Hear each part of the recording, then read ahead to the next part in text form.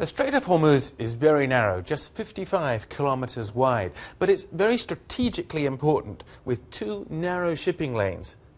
About a third of the world's seaborne oil trade goes through these shipping lanes, most of it coming from Iraq and Saudi Arabia, liquefied natural gas from Qatar going out, and there's a sea lane coming in. 15 million barrels a day are carried through the strait.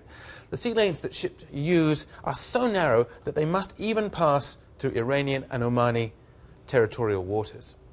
Hormuz's name comes from the old Persian word for date palm, and for centuries the strait's been a vital seaway. But the world's growing appetite for oil has thrust it into the spotlight and made it one of the global choke points.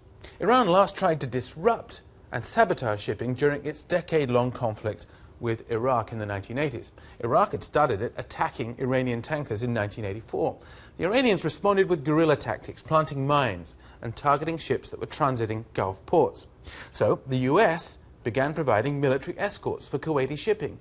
But in 1988, an Iranian mine damaged, nearly sank the USS Samuel B. Roberts. Then US President Ronald Reagan ordered retaliatory strikes against Iranian oil platforms and Navy vessels.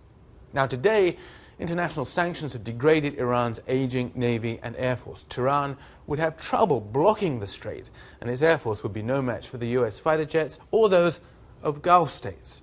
But military experts say Iran could wage what's called asymmetrical warfare, laying mines, launching sabotage attacks with Revolutionary Guard patrol boats. They also have a class of mini-submarines. And then there's always the risk of misunderstanding.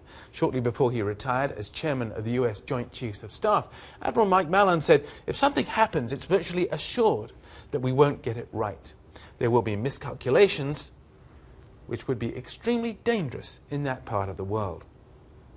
Any attempt by Iran to interfere with shipping would actually be a double-edged sword. Iran exports its crude oil to China and Japan through the strait and has to import most of its refined gasoline. Tim Lister, CNN, Atlanta.